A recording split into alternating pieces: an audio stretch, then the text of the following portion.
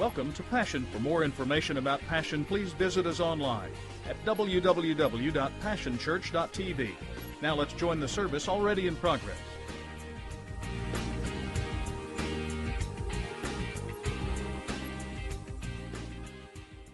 Oh, I don't normally do this, but I want to say this to you. I've already told you I'm never going to rag on you about traveling in summer and taking vacation, because we all need to do that. And so I'm not doing that this morning. I just want to say this to you. If you can be here over the next little bit, next week in particular and the following weeks, I really feel like and sense that the Lord has a word that he wants to speak to us that I'm planning on preaching next week. Just a standalone message. We're going to end our series this morning on Temptation Island, but next week I want to talk to you. I think I'm going to call it the deadliest catch or something like that, just a one sermon deal. But I kind of feel like it may be a prophetic word for where God wants to take some of us individually, and so I strongly encourage you to be here. And then the next week after that, I'm going to start a three-part series called The Hunger Games that I really do sense in my spirit may be a real turning point for our congregation, and so I just encourage you to be here. If you can't be here, you can always go back and watch online and check out the archive, but I want you to be here. And then as we roll into August, we're going to be promoting a series real big into our community called Aliens. Going to be a little bit different around here, I promise, and it's going to be pretty cool, and we just anticipate God doing some great things. How many of you excited to be in the house of the Lord this morning? Amen.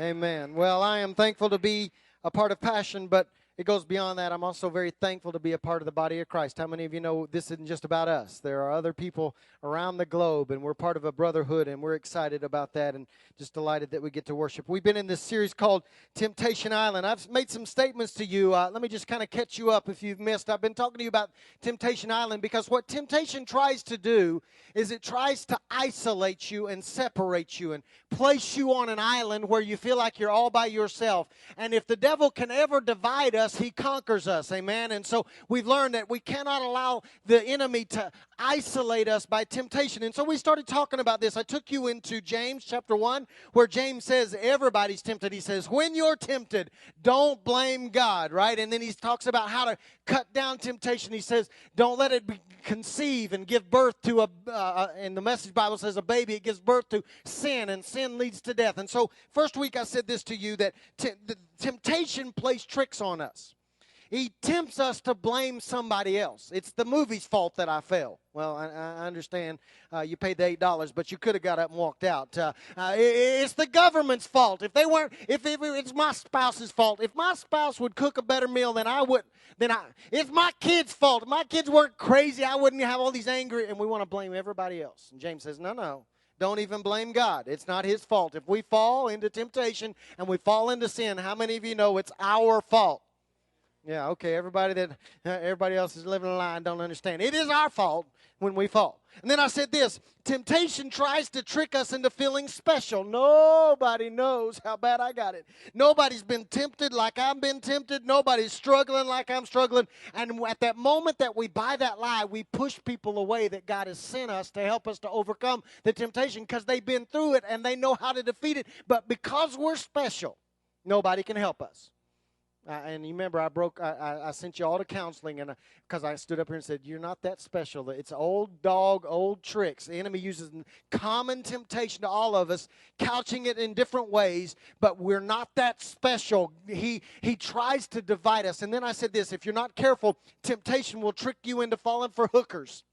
Y'all remember that? Had a fishing pole with a little hook on it. And that is the concept that James talks about when he says he tries to entice us or draw us away. And he dangles lures and bait in front of us and tries to get us to fixate on that bait. And we fail to recognize that there's a barb on the end of that hook. And at the moment we bite that thing, he sets the hook and we're caught. So we got to avoid the little hookers. What is the little hooker in your life that he constantly uses on you? I challenged you to make the devil have to change bait. The devil hasn't had to change tactics on some of you in 2 decades. He just uses the same temptation over and over again. Make him try something different. Amen?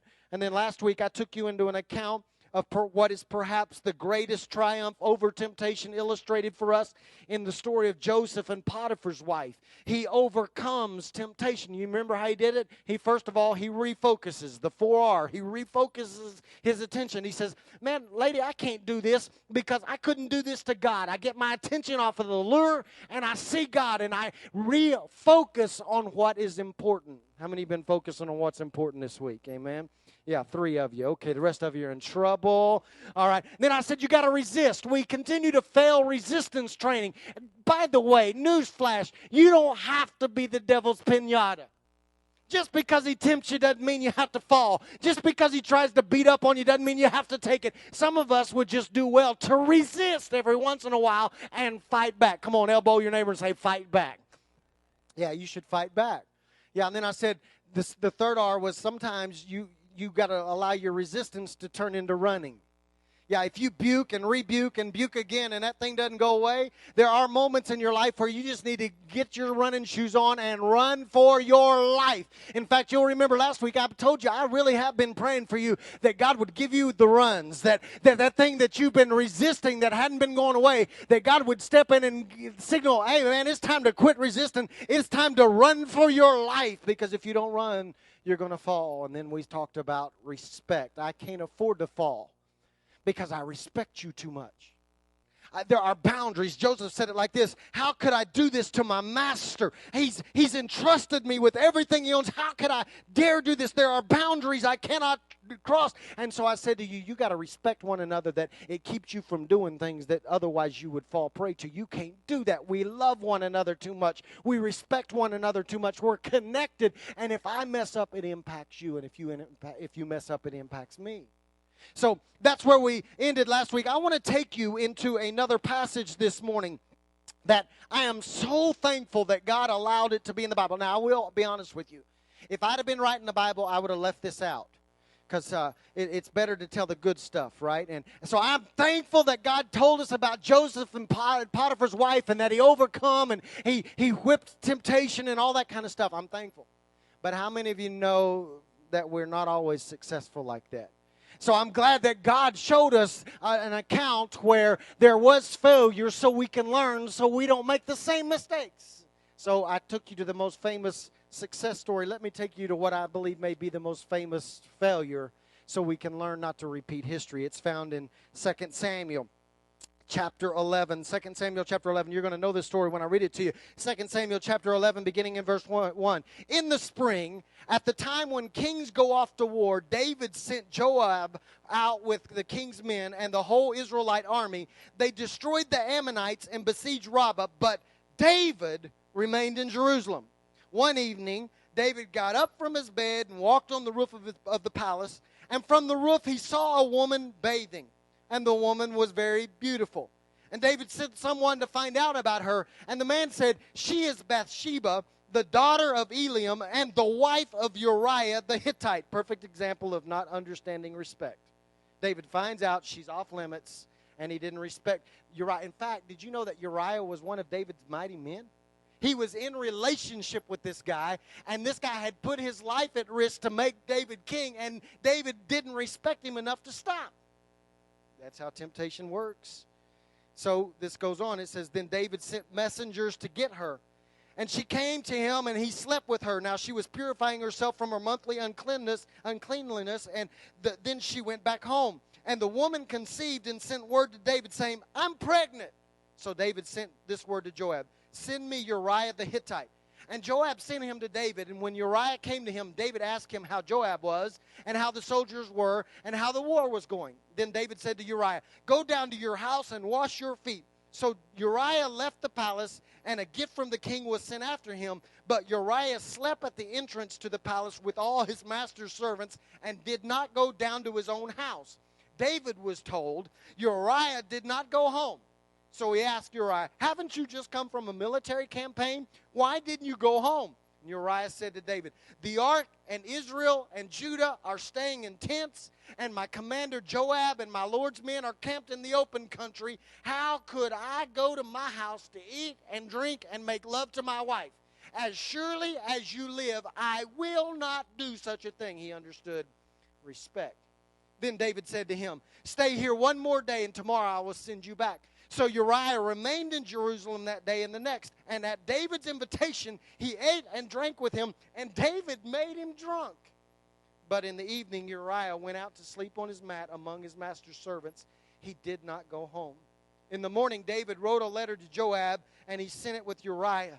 And in it, he wrote, put Uriah out in the front where the fighting is fiercest, then withdraw from him, so he will be struck down and die. So while Joab had the city under siege, he put Uriah at the place where he knew the strongest defenders were. And when the men of the city came out and fought against Joab, some of the men in David's army fell. Moreover, Uriah the Hittite died. Perhaps of all the passages I could read to you, this passage takes us back to James chapter 1 and shows you what happens when we don't defeat temptation.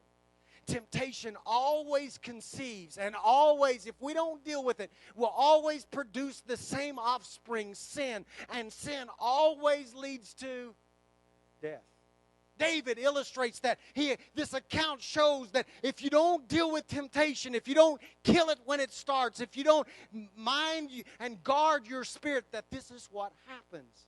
David it's almost like he's in this dance with temptation. He's tap dancing around danger. He's dancing with this dangerous thing, and then all of a sudden it reaches out and grabs him. David teaches us this, that nobody's impervious to temptation. There is no Superman. No one's bulletproof. If you don't do what you're supposed to do, temptation can overcome you. So I'm thankful that the account is there, because he teaches us 4 simple lessons that will help us. See, because out of this series this summer, what I read, this 3-part series, I've really been praying that what God would do is not only would we have an encounter with God, which we believe in and we long for, but that he would equip us to be able to resist and to defeat temptation. So we got to learn the lessons on how to deal with it, right?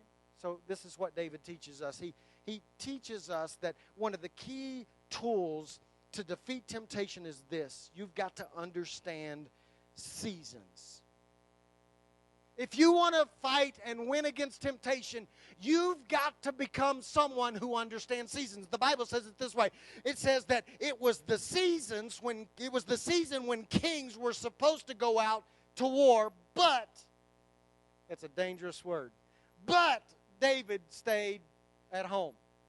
David didn't recognize the season. He didn't understand the season. How many of you know buts can get you in trouble? I was supposed to go to church, but I was supposed to spend time with my wife, but I was supposed to hang out with them, but if you're not careful and you don't understand seasons, you can get yourself in trouble. The season was that he was supposed to be at war, but instead he was hanging out in the palace. Where are you remaining that's getting you in trouble?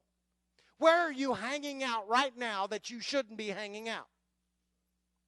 Okay, y'all don't like me much already, but that's all right. David didn't pay attention to the season. Here it is. I'm going to summarize his story for you right now. Here's the summary of this account. David was in the wrong place at the right time. So you got to understand, the enemy will wait for you to be in the wrong place at the right time. Yeah, we want to be in the right place at the right time, but there is the such thing as being in the wrong place at the right time too. Because I don't know if you've experienced this, but it never fails. If you're in the wrong place, the devil always makes sure it's the right time. That smell, that memory, that image, that relationship, you're in the wrong place, but at the right time. And when you walk into that moment, the devil, the enemy of your soul, his job description is still the same. It hasn't changed. He hasn't taken time off. He wants to steal. He wants to kill. He wants to destroy. He will make sure that it's the right moment when you're not where you're supposed to be.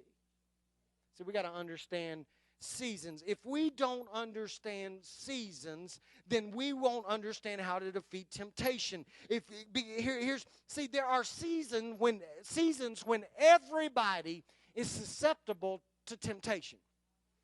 You got to know yourself. There are moments in your life when you will be more susceptible to temptation than you normally are.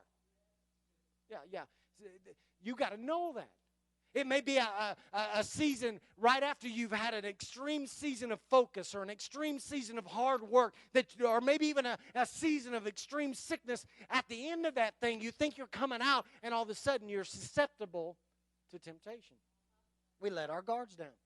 We don't understand seasons. I've watched as people have worked themselves into temptation, and then I've also watched as people relax themselves into temptation. It's all about seasons. You've got to understand seasons, because if you're not careful, if you don't know your season, you will end up where you should not be when you should not be. See, I've learned in my own life that after seasons of extreme effort in ministry, That's why about every 6 to 8 weeks you'll see somebody else preaching, because I know if I don't take a moment, I will become susceptible to temptation, and I got to fortify myself. Some of you got to understand that you are weak to temptation because you don't recognize seasons. I'm trying to help you here. See, I want to help you on this. There's a truth I need you to catch. See, we think that we're only susceptible to temptation during a cold season. I'm dry. I can't. Everybody else is praising God, but I don't feel nothing, man. I'm in a wilderness. It's barren, and don't get me wrong. You are susceptible to temptation during cold seasons, but that wasn't the season David was in. It was the spring. Go back and recognize that up till this point, the spring was the most productive and effective time of David's life. He had never been defeated in battle. He had never been whipped by any enemy. He had always come out on top in the spring. But now all of a sudden in the spring, the successful moment, the great moment, he falls to temptation. I want to tell you this morning that if everything is going okay, that doesn't give you permission to let your guard down. If your bank account is full and the car's starting every time you turn the key and your kids are making straight A's, some of you ain't never had that season. I'm just telling you, it does happen. What is he talking about? I ain't never. In that moment, if we're not careful, we take our eyes off of God and we become open to temptation. David teaches us that you've got to stay on guard, that you may feel closer to God right now than you've ever felt before, but you can't afford to let your guard down. You don't get a vacation when it comes to temptation. You've got to mind that thing and guard that thing and watch for that thing, because the devil will come along when you end up in the wrong place at the right time. The second thing that David teaches us, that if you're going to defeat temptation, is this: you got to stop sending other people to fight your battles. The Bible says that David is taking it easy, eating grapes. I don't know what he's doing. Bonbons, Krispy Kreme donuts, whatever he's eating. Taking it easy, and he sends Joab and his men to fight. How many of you know David was supposed to be with Joab? He sent somebody else to fight a battle that he was assigned to fight. And because he did that, he becomes susceptible and at danger to fall to temptation. And I just bring that to your attention because some of you keep falling because you keep sending other people to fight your battles. Well, if the pastor would get a word from me, I'll be able to survive. Get your own stinking word. There are battles that I can't win for you. If my spouse would just have a breakthrough, then I would be able to make it.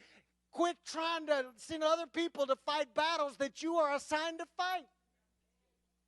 I can't get no help in here. That's all right. See, if you expect the pastor or your parent or your spouse to fight battles that you are supposed to be involved in, you are almost guaranteed that you will find yourself facing a temptation that you can't beat, because you're in the wrong place at the right time. There are battles that you need to be involved in. Isn't it interesting that when we lay aside responsibilities that are ours and try to give them to somebody else, isn't it interesting that at that moment the enemy comes and attacks us? Yeah. I just don't feel like worshiping. I'm just going to let the worship team worship for me today. I just don't have much praise left in me. I pray temptation. I'm not going to pay my tithes this month because everybody else is paying their tithes. And man, they got more money at that church than they know what to do with anyway. So I'm just going to, and we abdicate our responsibilities. And when we do, David shows us that at the moment that you send somebody else to fight your fight, temptation will come against you and you'll fall. Third one is this, and this may be one of the more important ones. If you're going to defeat temptation, then you got to quit and stop researching temptation. Let me help you. David must have had insomnia. I don't know what was going on. It must have been like remodeling the lobby or something in his palace. That's what keeps me awake at night. And so he's up when he's not supposed to be up, and he walks out on the balcony, and he looks out over his kingdom, and lo and behold, there's a beautiful lady standing there. Let me help you. I've helped teenagers like this. Let me help you. Let me explain to you the difference between temptation and sin. All right? I don't want there to be any confusion here. I want you to understand the difference between temptation and sin. Temptation is when you drive out of your neighborhood and you look to your right and there's this gorgeous woman mowing her yard in a two-piece bikini. That's temptation. when you drive around the block to get another look, that's sin. Seriously now. Because that's exactly what happened to David. David could walk out on his balcony and go, oh my word, look at that. She's gorgeous. God, in all of your creative ability, you did this. Or the favorite pickup line that I remember from a series I did a long time ago where I talked about pickup lines, and I'll never forget it. I wished I'd had it when I was 16. I would have used it to death. All those curves and me with no brakes. I mean, whatever, I could just look and walk away, right? Yeah, so, some of y'all are slow, but you're worth waiting on. You're going to get that about 3 o'clock this afternoon. David was tempted. He saw. And he could have stopped right there and turned and walked back into his bedroom and go, can't do that, can't touch this. Sorry, just had a 80s flashback, sorry. But he didn't do that. The Bible says that David researched the temptation. Whose is she? I got to get her digits. Can somebody go get me some info on her? I need the 411 on her. And he researched himself right into failure. I wonder how many of us could have walked away unscathed from temptation. How many of us have faced battles that we would have walked away from victorious if we would have just walked away and quit researching.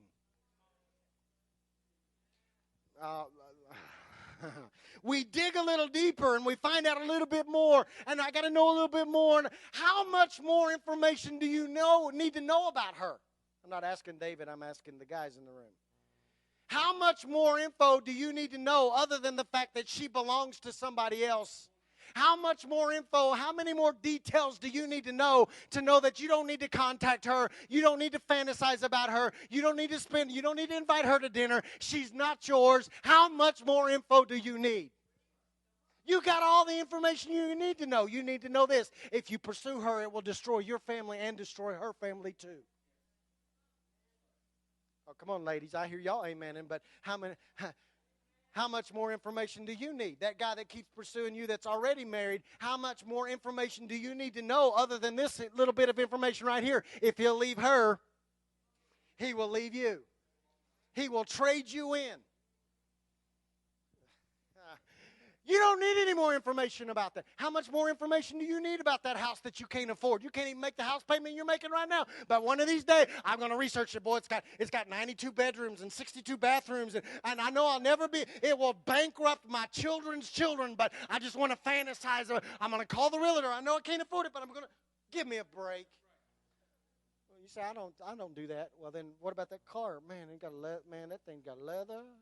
And it's got like 92 cylinders and gets like 9,000 miles to a gallon. And I'm going to have to sell my kids to be able to pay for it. But that's all right, man. How much more information do you need? See, I just want to tell you this morning, there are some things you don't need to pray about. You don't need to fast about them. You don't need to pray. You don't need to go into a season of tearing and sackcloth and ashes. When you find out the fact that she belonged to somebody else, or it would bankrupt you, or it would stress you out, or cause pain in your marriage, or cause you to stray from God's will, you don't need any more information. Stop researching that junk. Walk away. No, don't walk away. Run away. Get away from that thing. Don't sit there and fantasize it and plan it and debate it and talk about it. I need to get some wisdom and some counsel. No, you don't. Some of y'all just research right into failure. Research right into overwhelming debt. Research right into a divorce. Research right into a breakup. Research right into devastation because we won't stop when we're supposed to stop. Okay. And last but not least, David teaches us that there comes this moment where we got to man up and stop inviting other people to join the dance. There's this old statement that I learned when I was a kid. It takes two to tango. If you don't have a dance partner, you might be able to do some dances by yourself. I can't do any dances, but except my little can't touch this dance. But if you don't have a dance partner in a tango, you look like an idiot. So David, recognizing that he's not going to withstand this temptation, in fact, he's already failed, he makes the mistake of trying to invite somebody else to join the dance. He goes to Uriah and brings him off the battle line, brings him home, and tries to sneak to cover himself. He tries to get Uriah to sin, because if Uriah comes off the battlefield and does what David asked him to do, it's sin for him. He's supposed to be at battle too. How many of us, when we are facing severe temptation, invite others to join us in that dance? How many of us, because misery loves company, and I'll feel better about the fact that I'm struggling with temptation if you were just tempted a little bit. I'm tired of seeing you glow in the dark. I want to see you be tempted too. So now what I will try to do is get you to do something that you're not comfortable with so that I can justify doing what I know I shouldn't be doing. I'm preaching right now. Some of you have been trying to invite everybody to your dance and get them to do stuff you know they should not do that goes against their convictions, but I'm going to try to get them to do it because it will make me feel better about me.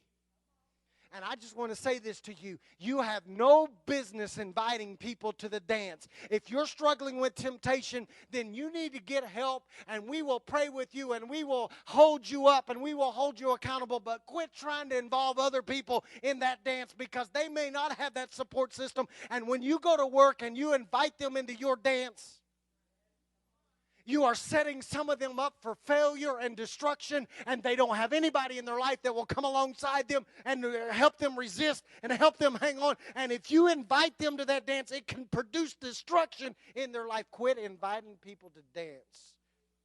Own your own temptation and get the help you need.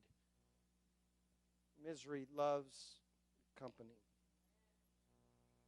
Temptation leads to tragic results. I wished everybody in the Bible had overcome temptation. I wished everybody in this day and age would overcome temptation, but the reality is that this passage of Scripture that I read to you shows in no uncertain terms. It is clear and as an evident portrait of how severe temptation is. Listen to me. Listen to me. If you fall, the results will not be pretty. Don't deceive yourself. Don't fix it in your own mind that I can fall to this and it'll be okay.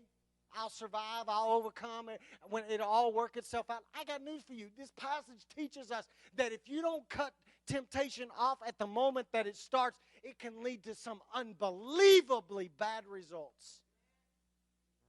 Oh, you don't believe that? Go read his story. David, adultery. Murder. He murders Uriah.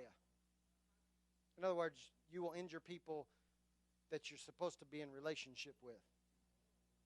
That's what he does. The death of a baby, the offspring, the product of your life is destroyed. His household from that moment forward is in complete and utter chaos because of bad decisions. Why? Because he wouldn't stay away from the stinking balcony. Some of you are in this temptation tango where I'm seeing how close can I get? I hear that question all the time. That's a terrible question. You know the end result. The end result is consistent, has been consistent, will always be consistent. Temptation leads to sin. Sin leads to death. You cannot change that equation. There are no exceptions even for you. And so you have to have the ability to go to that balcony and say, ooh, no, thank you. I don't need any more information. I'm not going to look it up on the computer. I don't need to talk to nobody. I don't need to call the pastor or the prayer warriors to pray for me. Yeah, I know if I cross that line, I am doomed to destruction. Now, if we can ever get there, then we can get beyond where I'm at right now, because where I'm at right now is I'm sick and tired of seeing Christian people fall. I'm sick and tired of Christian people buying the lie that this is going to be okay and this is going to turn out all right, and the devil's not as bad as he used to be. Well, we apparently believe that because apparently we believe that his job descriptions changed sometime in 1986, and now he doesn't kill anybody anymore and he doesn't destroy families anymore, and so I can play around with this junk. And Do you know that they're saying that right now in the body of Christ that pornography is at epidemic proportions because we don't think it matters anymore? Come on now. I'm just being real with you. I'm just saying to you, the price of admission to sin is always the same: death. And so what I've been trying to do over the last few weeks is teach you these principles so that you can actually resist. You can run. You can refocus your attention. You can respect others. You will refuse to ask others to fight your battle. You'll quit researching this stuff and get away with your life so that we can walk out of this summer stronger than we are right now. You'll be equipped to defeat temptation and cut it off. When? After it's matured into sin? No. You will be able to cut it off at its jump-off point and say, I can't do this. I want you to stand with me this morning.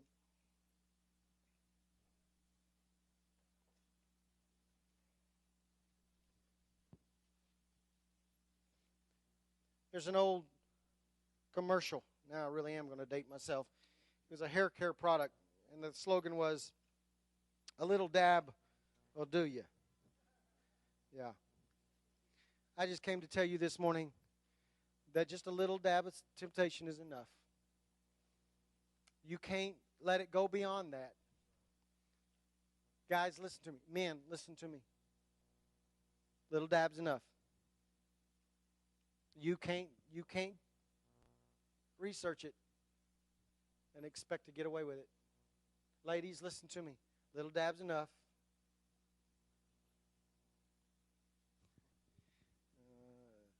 Just a little.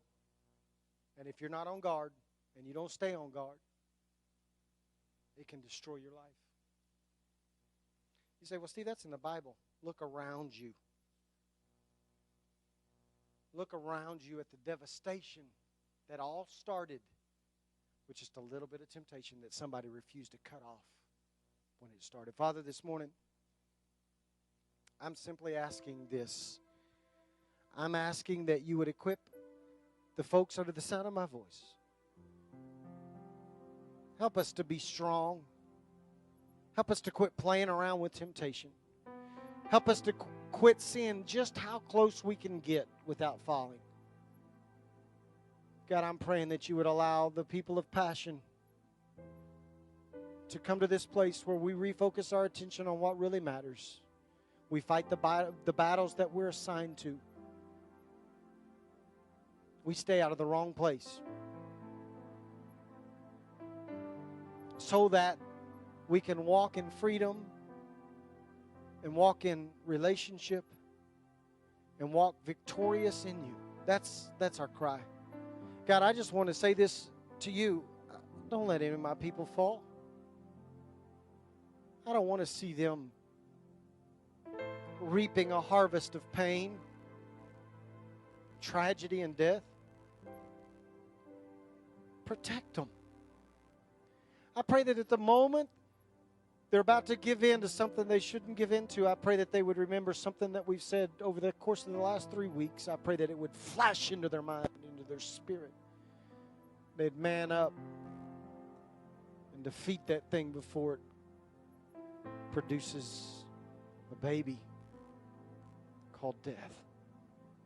God, I don't know what everybody in this room is facing. I just know this. Temptation is common and temptation is certain. So I'm not naive enough to not know that there are folks in this room that are being slammed with temptation. But Father, this morning I pray that you would strengthen them in the resolve, and I pray that you would cause them to recognize that they're connected to people that love them. And help us to fight for one another. I can't fight their battle, but I can help them in their battle. And I just pray that we would come alongside one another. And when I'm weak, pray they'd be strong. When they're weak, I pray that I would be strong. And together, arm in arm, heart to heart, we would defeat temptation. We'd walk off the balcony. We'd stop the research. We'd halt the dance. And together, we would walk into freedom. Maybe you're here, every head bowed, every eye closed. I promise I'm not going to embarrass you. I just really sensed this. I didn't do this in first service. I just sensed this. If you're here and you say, Steve, I'm really battling temptation. And these messages have helped, but I just need you to remember me this week in your prayer time. If you just remember me, Pastor, I just really need an extra backing of prayer this week. Nobody looking around, not even the prayer team. This is just me and you. I just want to know who to pray for. If you're here and you say, that's me, Steve, I sincerely desire your prayers. Would you just lift your hand and pull it right back down? Yeah, I thought I was on track. Yeah. Father, you see my brothers and my sisters.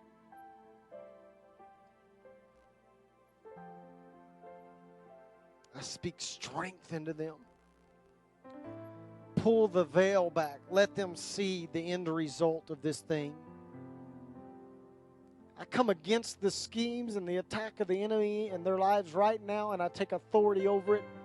And I link my faith with their faith, that right now they are going to walk out of this place in freedom. Their eyes are going to stay fixed on what's really important. They will not forfeit their destiny or their family's destiny or their friend's destiny because they refuse to run. I pray that in Jesus' name they would become strong in battle. I'll lift them up right now. I ask you to do that for all of us this morning. In Jesus' name. This is how we're going to end this morning. I just simply want you to turn next to someone that's standing close to you and say, I can't fight your battle for you, but I will pray for you.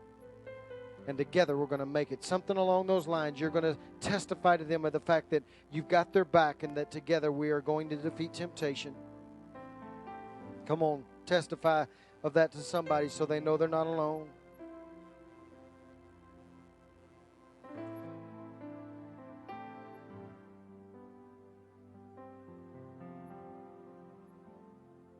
Father, we make a vow together as a body. We covenant together as a body that if one of us does fall, we'll do our very best to love them back into relationship. We'll follow your word now. Your word tells us that there's a moment where we have to turn away, but we will exhaust every resource to try. Father, I pray we'd become very mindful of one another. We would watch for one another. And when we see a brother or a sister beginning to research temptation, we'd step in and pull the plug and help. We call an end at Passion to Temptation Island. We refuse to let temptation isolate us anymore. We refuse to play the game and walk in here like we got it all together. We know we've all been tempted. We're all being tempted. But together, we can stay strong. We make that covenant with one another today in Jesus' name. And everybody said,